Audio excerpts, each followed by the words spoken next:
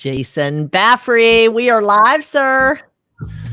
Hey, everybody, and welcome to Coach Talk TV, where we believe that coaching and coaches are an essential part of human development. You're going to learn how having a guide in your own personal development can change your life, improve your relationships, and enhance your work experience. I'm Jason Baffrey, and this is Rhonda Boyle. You are watching Coach Talk TV, where we have coaching conversations that matter. Hey, Jason Baffrey. Good to see you today, sir. It's nice to see you as well. I know. Happy Friday. Happy Friday and happy Valentine's Day. It is Valentine's Day. Did you give your sweetie something? It's my least favorite day of the year. Why? Because I think it's all a racket. Hokey. It's a hokey racket. It was created by Hallmark to sell more greeting cards and little boxes of chocolates and little trinkets that nobody really uses. And I'm not a big fan. However, I think you're right. I'm not going to disagree with you. The last couple of years, because I had a friend put me on a guilt trip, I've been, I wouldn't say extravagant, but I have been hokey to the max the last couple of the years. Right. Here, however, hang on. I don't want her to walk in here while I'm I haven't done anything yet, so I'm going to be in trouble. My wife. And it's hard because our wedding anniversary is actually next week too. So it's like the big double, and I'd rather focus more on the wedding anniversary. Right. Valentine's Day. But I just had my wedding anniversary too, so I get it. We will do something. But I just, I like flowers. I like buying flowers, but the amount of money that they raise the prices of flowers on for this one day is, I think, it's ridiculous. Ridiculous, yes. I know, but you know what? It's that. What is it? It's people want it, and the demand is there, and so they can sell it. Yeah, you can buy a dozen roses for $10 any other day of the year, and on today, 10 times that $75 much, or $85. So. It's crazy. Hey, Michelle Dunn. Glad you are here today. She says that you quoted her husband. He tells me he is my Valentine every day. Well, and he is, but he was last now. See, he knows what he needs to do. That's good. Mm-hmm. Michelle, yes, it is a Hallmark holiday for sure. And it does cause a lot of stress. And we are going to hear from our guest in just a few minutes, Martin Daubney. Can't wait to introduce you guys to him. So I have some numbers here, though, Jason. Listen to this. Yeah. Shoppers say they plan to shell out on average almost $200 today on their sweeties, an increase of 21% when compared to 2018. Really? Mm-hmm, mm-hmm, mm-hmm. Well, it's a good thing that we have a great economy, thanks to, you know what that's thanks to, that our great economy, and everybody's spending more on Valentine's Day this year. So good deal. I think so. Remember that in November. Hey, it says that total spending, so that's not just, let's see. It says the majority of people are buying their gifts in department stores. 36% are making purchases. 32% spend money at discount and online stores, so they're getting the best bang for their buck, while specialty stores receive 19%. Florists only 17%. That is surprising, because I'm shocked. I'm surprised that people are still going to department stores. Yeah, well, that's true too. But I think that they don't want to pay florists 10 times the amount. Maybe that's it. Well, so they buy something else. Local small businesses, 15%. Clothing stores and jewelry, Oh, okay. Well, 11%. Yeah. I guess people are buying jewelry, then the department store is a good option for that. A total of almost $28 billion we're spending. Wow. And how much on chocolate? I don't know how much on chocolate exactly, because it looked like math. And so I bailed. Billions and billions of dollars in chocolate. Willy Wonka. It was a bunch. And all of the people in Switzerland are happy about our chocolate purchases. which is I good know. because our guest today is not in Switzerland, but he's really, really close. Yeah, he is. Well, I don't know where he is exactly because my geography is bad too. I haven't landed in years, I think they say.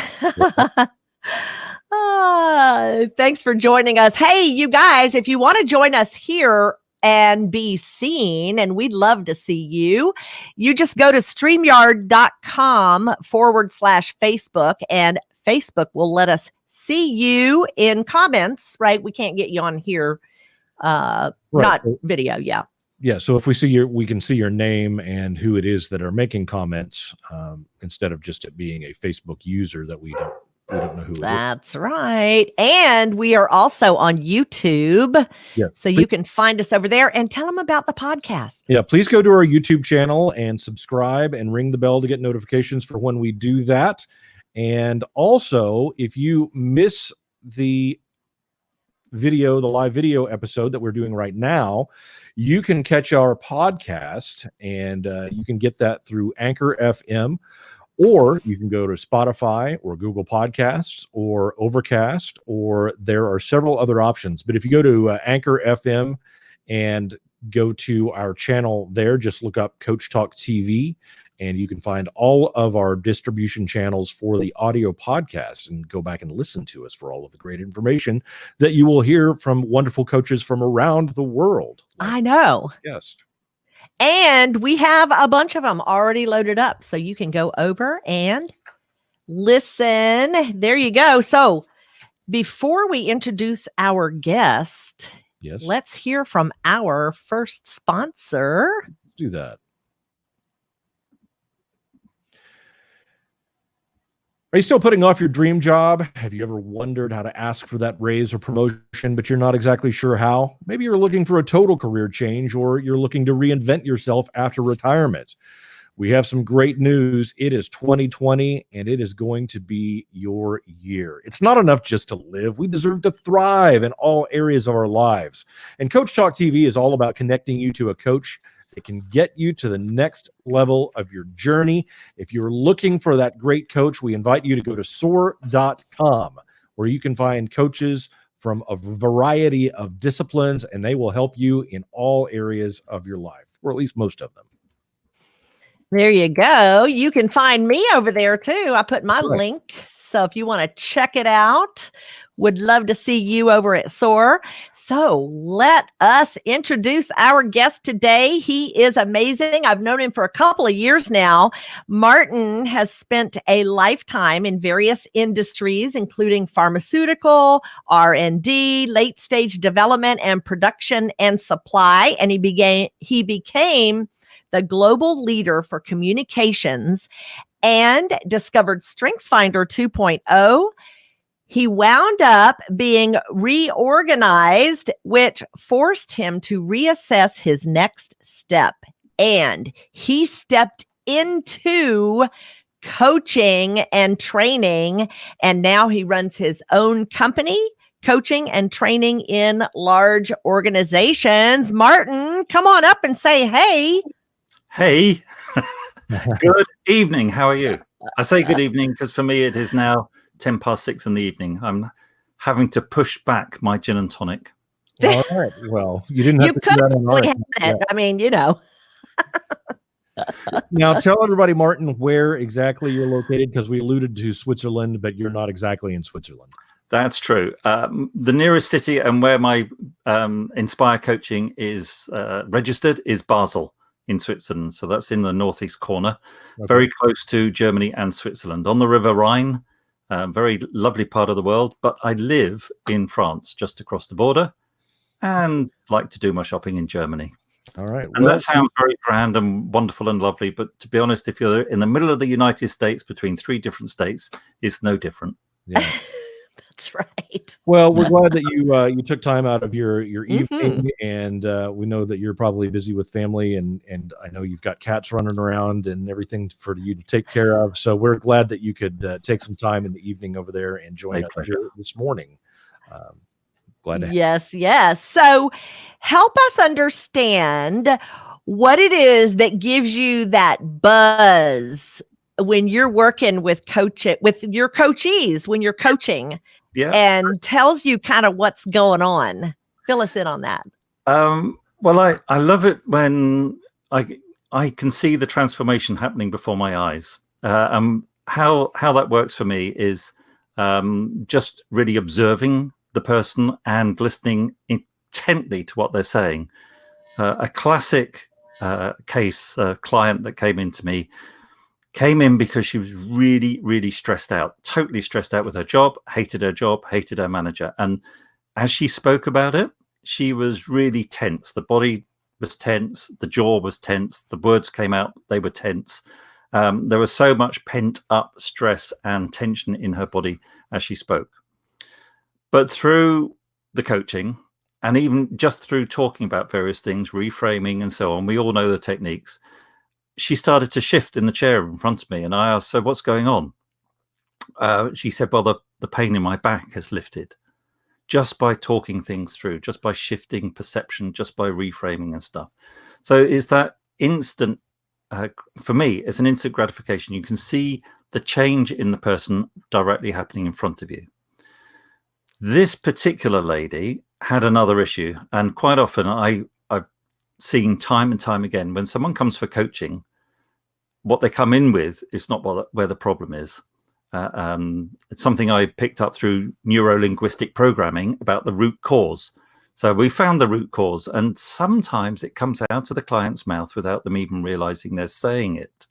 So this lady said, but we don't want children. And this was never on the radar. The childless couple was not what I was talking about. But it was clear that's where the tension was, and that's clear where her challenge was. So I did what I did, and we talked and we did the coaching, and we came to the conclusions. And at the end of it, I said, so how do you feel now compared to when you came in, first of all? And she said, well, I still hate my job. I said, that's fine. You don't have to like your job. The coaching wasn't to get you through your job, but do you realize how you hate your job compared to when you came in before? And the before was, I hate my job.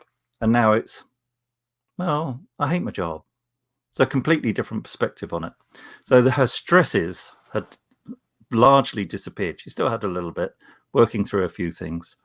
But the joy of this particular client was 3 months later, she gave me a phone call and told me that she was now pregnant.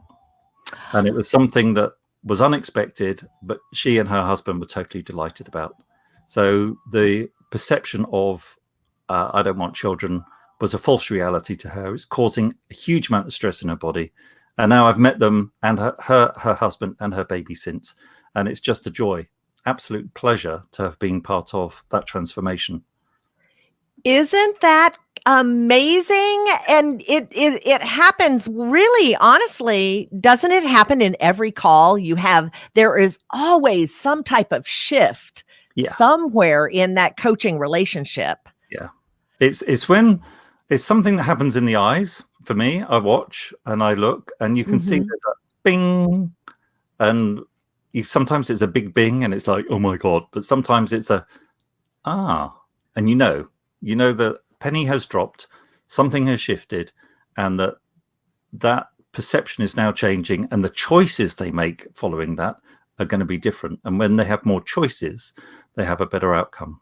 Well, all of a sudden they do have choices, because before that shift happened, they had no choice. They were in complete reaction mode. So that's really what happens, is you open up that window for them to actually make a conscious choice in awareness. Well, the thing is, most of the clients I speak to, so I live and work in an area where we have a huge number of, we call them expats, because that's posher than immigrants. So the expat community, they work in large organizations. There are huge demands on their time and their performance. And quite often they don't have the family network and support around them that they would do back home. So they're in a foreign country dealing with the foreign way of doing things, and still having to perform and socialize and do all those other things as well. And there's a huge amount of noise that goes on in their heads. There's targets. there's meetings, there's conversations with either employees, direct reports, or line managers, and all sorts of other stuff. The kids going to an international school, trying to learn the language, constant in the heads. And it's very difficult under those circumstances for anybody to take a clear decision. So part of what I do is help them slow down and understand this relationship they got with the thoughts in their heads, and trying to switch some of them off, or at least let them know that they're there, but they can fly away again. Because thoughts, to me, they're a bit like buses. One comes, another one comes along. You don't have to get on them. You don't have to join that bus. You can allow it to go and give yourself some space to make a better decision. I love that. The thoughts are like buses. Yeah. Well, when I went, the reason I do this, I went through a very, very stressful time in the last organization I was in. And you mentioned being reorganized. It was reorganized out of the organization. I had no say in it. And if you can imagine, I was about 4 years into being in the country. I decided to move countries, and I met my now wife. And all of a sudden, the life I planned was being reorganized away from me. And that's pretty stressful. And under those circumstances, it's just very, very difficult to know that what you're doing is going to be the best thing for you. Mm-hmm. One of the things I did, and it was thanks to my wife, really, she said, why didn't you go back and have a look at that Strength Finder report you did a year or two back? And this was given to me by my then manager in a very unceremonious way. He said, hey, you might as well do this. Everybody else is. So you can imagine I felt really special. But I have to thank him, because I looked at it and I looked at my strength themes, and I looked at the report and mulled it over with Carol, my wife. And she said, you really should be a coach. And at that moment, for me, it was, you're right. And all through my career, I'd been doing the coaching without being formally a coach. So took the opportunity to restudy, go off and get certified as a psychological coach, majoring in stress in the workplace, and then put it into practice afterwards. So it was a bit of an off the cuff, here, you may as well do this, but actually it shaped the rest of my life. And that's why I do what I do now. Very interesting. Martin, since you do specialize in working with people who are experiencing stress or stressing because of work, what's something that just a quick and easy method that you could tell people now for trying to shake off that stress or just not take it home with them on a regular basis? Yeah, it is a tricky one, because and it's something you need to do all the time, not all the time, but regularly. Every day you have to put this into practice. And the challenge is that the stressors and the things that trigger us keep popping up, and they keep popping up at the wrong moment.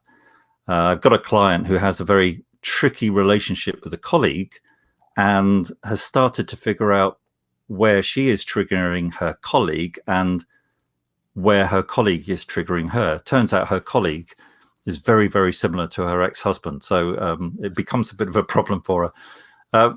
But the way I manage, and the first step to do this is, and it sounds a bit easy and everyone says this, but breathing. If you think about a time when that email came in from that manager or that person that you didn't want, or that person walked in the room and they reminded you of someone who you didn't like at all, you probably find yourself holding your breath for some reason. Oh my goodness. And then you hold your breath, and then that starts to unravel. So your brain's not getting oxygenated, and breathing is highly underrated. I've got to tell you. So the thing, and it doesn't matter if it's a short breath in and a long breath out, if it's through your mouth, through your nose, doesn't matter. So long as you have a regular slowing down, it's one of the few things we can do consciously over our subconscious, slowing down the breathing. And when we slow down the breathing with a nice pace, nice in, nice out, keep it regular, then your heart rate has to slow down. And when you're in a calmer state, that's the first step to actually moving towards taking a better decision. No one makes a good decision when your heart rate's thumping away and you're in anger and fear and anxiety. Get yourself into a calm state, and then from that place you can move forward. It's technique. Even if you wake up at 3 o'clock in the morning with that, what am I doing? The panic, I haven't done this. Calm yourself down. You're never going to go to sleep if you're panicking. Yeah. Calm yourself down. Allow that bus to travel by. You can hop on it in the morning when you wake up, and just remain calm. Why is it that we do stop breathing like that when we get into that tense situation? What is it about our physiology or whatever that creates that in us? It's just a primeval. But it's partly a survival thing. So you're really, really quiet.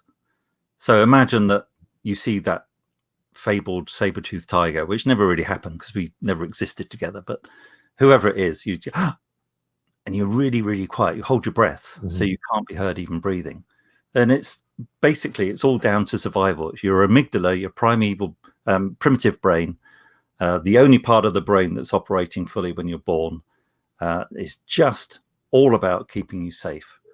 In the old days, when we were faced with all sorts of physical dangers, yeah, great, very useful. These days, most of the dangers are made up in our head.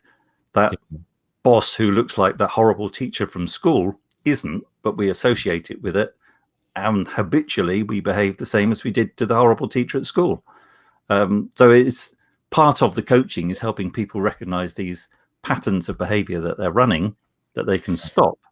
Yeah, and I would think that everybody has different things. I mean, like you said, we're not running into a saber-toothed tiger, and unless you're out on a wild safari or in a forest and you run into a bear, that fight or flight response isn't going to kick in that capacity. But I mean, there's so many little things that can trigger that. I mean, I think about people that have difficulty with public speaking or speaking in front of a camera, and forget to breathe when they begin to do that, and and then there's even going to talk to your boss or to ask for a raise or, ask to be included on a project. Those can create those kind of responses as well. Am I correct? Absolutely. And what I found with working with people who need to work through this is the reason that happens is because they're focusing on all the stuff that can go wrong.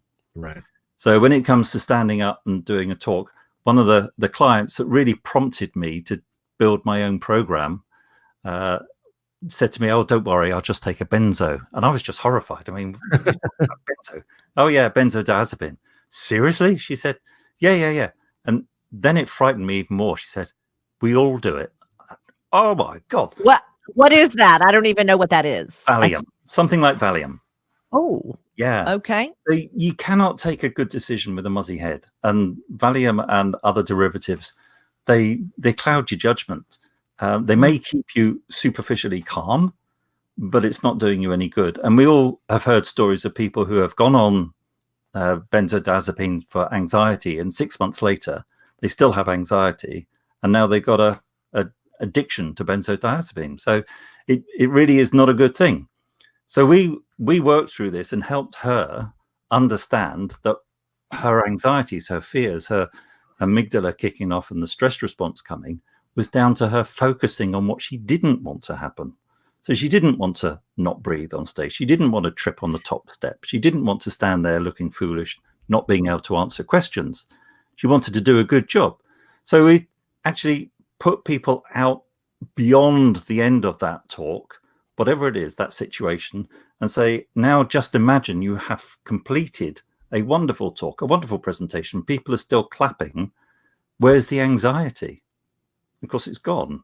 So very, very simply, if you're feeling anxious, tense or something for a moment, like going to see the boss, like going to see HR, like going to do a talk, whatever it is, just focus on what you want the outcome to be, and the anxiety drops down considerably. It's a warning from your subconscious, essentially. Yeah, I mean that it's so true. It is so true what you've been saying, that what you think, the stress is absolutely caused by what you're thinking, or what you're thinking about the current situation. And Yeah. the breathing is that's the first thing that allows you to stop and look Yeah. for a minute. Yeah. And to be honest, it doesn't take a huge amount of effort. You have to breathe anyway, so you might as well do this. But You might as well breathe deeply. You might as well breathe slowly and rhythmically and keeping the same ratio in and out for 3 to 5 minutes. If you did that 3 times a day, you'd be surprised how much clearer your thinking will become. And then you start to realize that actually, if you do it before an event, like going to see the boss, you'll be in better shape. If you have an event where things didn't go very well, if we're in a meeting and someone, I don't know, said something Stresses you bad out. about the presentation or whatever like that, and you didn't feel good, then you can reset afterwards and do some breathing. You can do it at your desk. You can go to the bathroom. You can go for a walk. But just breathing down and breathing slow helps to reset the energy and the dynamic within the body. All these stressy type emotions like anger, anxiety, fear, they just drain us of energy. And we can move into a much better, calmer state and actually recharge the batteries that we have to just give us a better quality of life and a better, clearer head to make good decisions. Mm-hmm. I'm curious, do the people that you work with, does everybody think that they're the only ones that are dealing with this kind of problem, or does everybody realize that we all have these issues, and it may not be the same trigger, if you will, that causes it for different people, but do your clients recognize that they're not the only ones that are going through this? Yeah, but I'll go back to when I was in my last corporate job. There was a guy there who collapsed at the desk. Oh, wow. You know, and I didn't see it, but soon the whisper came down the corridor. Have you heard about? Have you heard about? And it's like, oh, wow. And then he disappeared for about 4 months and then came back and collapsed again. And then he had to be retired out. I worked with a lady who woke up one day in a foreign country. She had no idea where she was. And it took her far too long to figure out where she was. So people do talk about it. I mean, I've woken up and bizarrely, I've woken up sometimes and thought, where am I? And I realized I'm in my own bed. When I'm away, it doesn't matter. There was one time I even woke up, oh my God, there's someone else in the bed with me. My wife will kill me. Oh, it's okay. It is my wife. So I've had that book at home, never away. But this lady, she ended up taking a full year off work in order to reset to come back to work. So yeah, people do talk about it. People do know it exists. And in the organizations close to where I work, there is a phenomenal amount of change. And they announce the change in 1 or 2 or 3 phases. So, oh, great, I got through the first phase. Oh, got through the second phase. Will I make it through the third phase? It's just consuming energy and driving stress in these organizations. Crazy times. And they're trying to drip it out to lessen the stress. And what it does is really elevate the stress. Yeah, people have got far too much time to think about it and then worry about it and wonder what will happen if. And generally, I'm not saying always, but generally, if you are a non-native person, it's going to be a little bit more tricky. And particularly if you're in a specialized organization and a very specialized disease area in one of the pharmaceutical companies, for example, it's going to be very tricky to transfer those skills to another occupation or another company somewhere. So also being out of your native country builds the stressors for these people too. Yeah, very tricky for them. Wow. Well, we want to hear more in just a minute, and we are going to stop for a commercial break from our next sponsor. If you're a parent, you know that parenting is hard. Kids do things that we don't understand and we sometimes see as problematic, but it's really our own inability to understand how they're functioning that is the real issue. And it can even create stress in your life. And if that's the case, then you probably need to talk to Martin. But if you'd like to learn how to handle your children and understand that what you see as a frustration might actually be in their strengths, there is a new incredible kids assessment. It's available for parents to find the joy in parenting again. You can learn the secret to unlocking your child's potential, gain a better understanding of who your child is and how to parent to their unique gifts. And if you're ready to understand yourself, your children, and how to guide them to success, then I invite you to go to facebook.com/Baffrey coaching and reach out to us. We can get you the Incredible Kids and Incredible Parents assessment and help walk you through understanding your child and your parenting so much better and make you live a happy home life. All right. I want to That hear an sounds amen, cool. amen on that. I've got a question about that. What's the youngest you can start with the children on that particular program? Well, I think that you can, once they start showing signs of personality and communication, I think you can start applying some of that. So I would probably say, even as young as 3, you could start assessing some of that, because the Incredible Kids assessment, as a parent, you take that and you spot the strengths. You answer questions about things that you see in your child. So I think that once they're kind of showing some personality, some independence, making some decisions, then you can start utilizing that. I mean, I've done it. My son is 9, and so I've done it for him, but I know that there's other parents that have used the assessment with younger children as well. Yeah, my daughter's used it with our grandboy. He's 5. Yeah. Okay. So yeah, the child doesn't take the assessment. The parent takes the assessment as they think about their children. Yeah, I'm thinking for my grandson as well. He's coming up for 5 in November. So yeah, I think fun. Hey, Nikki, good to see you. She says that messaging was so clear. Good. That's what we need, is clarity around here, right? Hey, so Martin, I want to switch real quick because we don't have a lot of time left, but I want to know about what's going on in the coaching world that frustrates you. We might be here for a half an hour if I get started, but anyway. Let's hear about it from your perspective. I want to hear. Yeah, you've got to think about my gin and tonic. Yeah, frustrating. It's frustrating is that it seems to me hold on. We are not hearing you suddenly. No. No, now let's try it again. I think you're back, Martin. Go ahead. Okay, I touched nothing, honestly. That's okay. I think one of the biggest frustrations is that everyone can be a coach. And there are people who call themselves coaches without the proper certification and learning and understanding about coaching techniques and the true nature of being a coach. My wife is a language trainer as well. She works for the university in Basel and does proper language training. She has a master's in modern languages and is competing with people who will pick up a language book and go out and be 1 week ahead of their students in teaching a language, which is rubbish. And coaching is a bit similar. So the regulation of who is a coach, how to be a coach, where to be a coach is not as strong as it could be, which turns up some really, I'm not going to say unethical, but unprofessional perhaps, and not very thorough coaches, which then taints the coaching industry.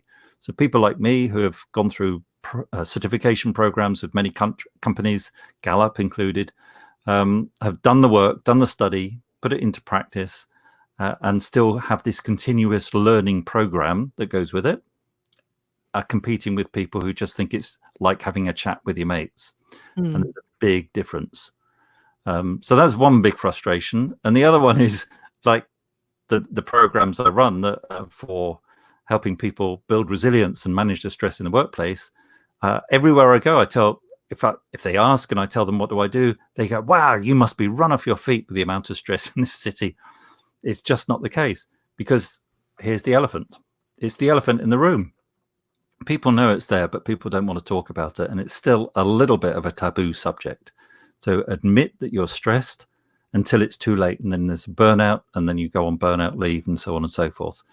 Ideally, people would need to be a bit more proactive. It's a little bit like diabetes.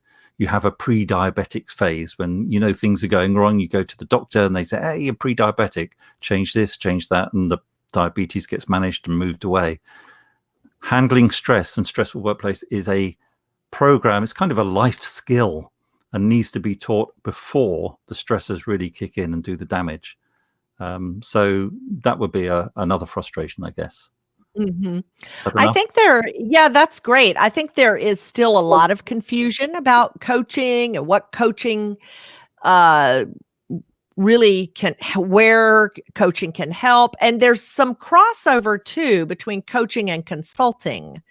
So I do have a question from one of our audience here, though. Michelle is wanting to know. She says you've been coaching naturally for most of your life, which is true. There's a calling to coaching, don't you think? But she's asking how many hours of certification or practice do you recommend? Oh, crikey, I don't know. I have learner in my top 5. I don't think it ever stops. I don't think you can say I've done a certificate, I'm now a coach. I think it's one of those things that you live and breathe. Mm-hmm. I mean, I've even been in conversations with social and someone says, can you not be a coach for a minute? Actually, I don't think I cannot not be a coach. I'm always a coach. I've heard that from my daughters. Mom, stop coaching me. I didn't know that's what I was doing. Right. I mean, Rhonda, you and I have had conversations when things are not so busy. What do? You go and find another certificate to do, because it's just learning and another way of maybe positioning the same thing that you've learned in a different way, and suddenly it resonates differently and you have a different energy behind it. So I think, I'm sorry, the questioner, but stop. There's really no time, and I don't think, I don't know. I think, like we said before, some people are absolutely they naturally coach. They don't need it. I know you're wanting them certified for different reasons. Yeah. From a coaching, the ability standpoint, maybe they, not so much, but maybe they don't need a certification. Like they know intuitively how to coach people. We know people who are like that. Yeah, I think what you're seeking when you're talking about the credentials, I think, is making sure that people have really are they follow certain standards of ethics, is really confidentiality. And yes. Because the time has long passed that coaching is just a conversation over coffee. Like we get real work done, and you are probably not going to be comfortable for a minute. I mean, to be fair, I'm not going to ask Marshall Goldsmith what a certification is. Yeah, I don't think Michelle she's saying, but there has to be a market which you believe someone is qualified to begin. I think that's the problem. Well, I'll just reflect back to my first certificate, and it took a week, and it was part of the British Psychological Society, and the trainer said, okay, that's it. After 5 days, go out and coach. You're a coach. And I thought, seriously, I feel completely ill-equipped to go out and coach. Mm-hmm. So I think there's an inner belief as well. I think there has to be something in you tells you whether or not you are able to do this. But as ever, on any journey you're on to try and develop a new skill, you start slowly.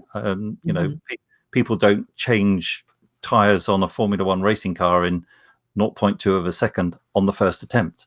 So, you start on small steps and you build up confidence and reputation. And I think coaching is one of those skills that people have that you live and die by your reputation.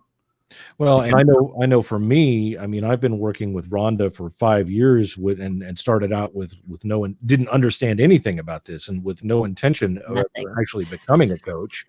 And, it's as I've spent time with Rhonda and we've talked to coaches from around the world and I've learned more, and then it was only recently that I'm like, I feel like I'm capable of doing this. And then I went through the Incredible Kids program and received certification to be able to do that, because my wife and I believe that parenting is probably one of the most important job that you can do, and especially in this day and age. And there are a lot of parents that are ill-equipped, and we feel a need to be able to help them. So that's why we've stepped out and become certified to do that. But I mean, it's taken a long time for me to get to the point where I was comfortable to be able to take that step and actually say, oh, okay, I'm going to be able to coach people now. And, I have a ton of knowledge that I've picked up, just as Martin, spending time with Rhonda, you learn things. And so it's but like you said, you have to keep learning. There's always more to learn. There's more books to read. There's more classes that you can take. I know that Rhonda does things for coaches all the time, and there are other coaches out there that work with coaches to continue their education. So, like you said, it never really stops. Mm-hmm. Nikki says she doesn't really like she's resisting the word coach. So here are a couple of questions, Nikki, because I know you are certified. And so what I said before, or what Martin said, and then I typed in a, paraphrase, is that it's that confidence and belief that you are. It's a way of being, Martin. Mm-hmm. Mm-hmm. Yeah. And there will come it doesn't matter whether you're certified or not. If it does matter, Martin, I understand what you're saying, but the point I'm trying to make is that there's that internal determination. So when you get your certification initially, you may not have that confidence and belief. Yeah, that was me. Mm-hmm. That's most coaches. So I talk to them all day long, and it's that same confidence. It's that lack of, which is the mindset stuff. So I'm confused. Was it Nikki? Did she have an issue with the terminology of coach because she doesn't like the terminology of a coach, or because she doesn't feel qualified to be a coach? Yeah, Nikki, we're asking. So I have resisted the word life coach. Yeah. Because of the connotation of, Nikki, you're saying, right, it's the lack of confidence. Let's wait. I'm going to just ask if you'll spell that out a minute. The nice thing about doing a show like this is we can actually get questions from the audience and answer them immediately. That's why we yeah. So anyway, I do think that there is that internal belief that has to come before you can start coaching too. Like your coaching is mentorship across the table until you have the confidence in your certifications and the belief in what you're doing to charge. I mean, there's that, how can I put it? There's a ratio, isn't there, to speaking and listening. I think mentors speak more than listen, and coaches listen more than they speak. So it's the ability to sit there and hold silence is one of the key things in coaching for me. So many times when I've certainly when I started, I thought, this is so obvious, let me just tell you. And no, that's not coaching. Coaching is allowing you to find those inner resources in that quiet state of mind, in that peaceful moment, in that little window of opportunity that we have together that's away from the hustle, the bustle and the noise and the demands of the workplace. So we can just get into your resources and what you would do for you. And that's when the magic happens. So it's when the ahas come and they go, oh, now I know, now I see. Right. Yeah, I think so. Nikki is saying she feels like the word is overused. Yeah, I think there's a lot of people who go out and they say coach when they're really either mentors or consultants, because consulting is something different. You're gathering information and then you're giving your best advice on what you want to do. Oftentimes, especially if we're working in a corporation, we do need to be a consultant and a coach. Wouldn't you say?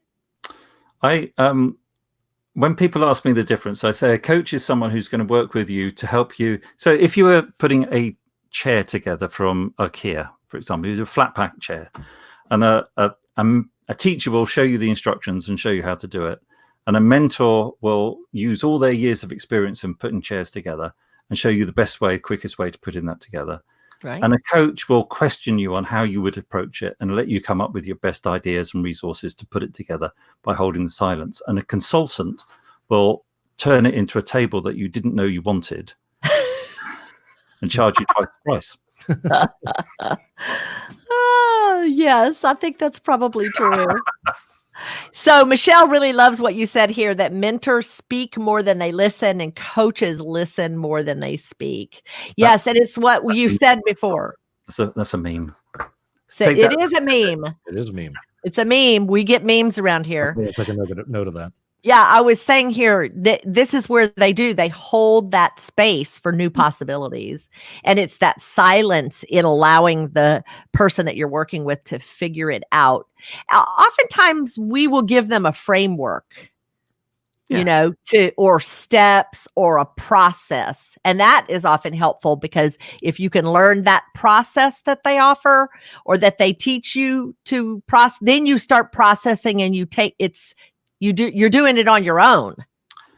Yeah, or we would ask, somehow we find that really weird and insightful question that they're frightened of asking themselves. Or if they ask themselves, they'd run away from it. But you're in the room, you're not going to say anything. And that's the uncomfortable. That's the bit where you can see by the nonverbal communications, you've hit the right question. Mm-hmm. And then it's holding the silence to allow them to express an answer to that. That's I don't like making people uncomfortable, but when people are uncomfortable, they're just about to say something that's really powerful for them. I know it's crazy. And look, Nikki, she has intellection. She's going, oh, so now we've sent her spinning off for the next several hours to think about this, Nikki. I say that with all love. Oh gosh, Martin, you know what? We knew this would be a long interview. Did we not say that? So you need to go get to your gin and tonic. Yeah. But we have so enjoyed having you on, and we do want you to go after the call, pop all of your links into the chat box so that people know where to find you, because we want them to. And actually, if you'll tell us right now, Martin, if you'll give us a way to contact so the people that listen to the podcast later and just have the audio, perfect, can be able to find you. I've sent you a link to a Vimeo, and let me just, hello. You've gone. I see it. I'm going to copy and paste that into the, except that we have to also say it. Okay. So I don't know what that is. And I don't know where you've gone. Oh, there you are. I'm here. Yeah. I touched my keyboard in a bad way. It's vimeo.com 281167558. That's where you have it. And the website, if you want to see me and more of what I do and that sort of thing, is Martin Daubney. It's all one word. It's a safe HTTPS website, so it's a secure website, martindaubney.co. And the reason it's .co, because the M on the end of co, to make it a com, is being held by somebody at GoDaddy, and they want lots of money for it. There you go. They're not even called Martin Daubney. And Daubney is spelled Daubney. There you go. Right. There you go. Oh, thank you so much for staying up and hanging out with us. Not at all. It's so been a pleasure. And we'll see you down in the chat box or in the green room later. Okay. Thank you, Martin. Thank you. We're late. Yeah, it happened. It does happen because we just get going here and love the conversations with our coaches around the world. Yeah. Coaching conversations that matter, Jason. That's what we do here on Coach Talk TV, and we encourage you to join the conversation. You can find us in our next show. Be sure to go to our Facebook page, facebook.com, Coach Talk TV. Also go and subscribe to our YouTube channel. All you have to do is look up Coach Talk TV there. And find us on LinkedIn. We've got a LinkedIn page there as well. What else am I forgetting anything, Rhonda? I think that's it. We can't wait to see you. And we have, I think, 2 shows next week. So we will see you then. Awesome. Thanks, everyone. Thank you, guys. Have a great day and a great weekend. And happy Valentine's Day. Go spend some money. Go see your sweetie. Thanks, y'all.